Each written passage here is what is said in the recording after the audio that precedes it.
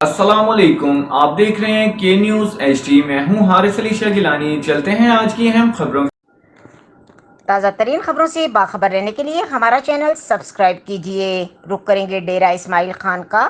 پی T C L pensioners کا اپنے حقوق کے لیے پریس کلب کے سامنے مختار حسین بلوچ کی قیادت میں پرامن احتجاج۔ تفصیلات کے مطابق P T C L north 2 کے پینشنرز آج ڈیرہ پریس کلب کے سامنے پرامن احتجاج کیا۔ مقررین مختار حسین بلوچ، حاجی محمد ایاز بلوچ، امان اللہ سیال اور محی الدین عبدالسلام مروت اور عمران قریشی نے اپنی تقاریر میں موجودہ حکومت سے سپریم کورٹ آف پاکستان کے فیصلے پر عمل درآمد کرتے ہوئے واجبات ادا کرے اور پینشن میں 17.5% اضافہ کرنے کا مطالبہ کیا۔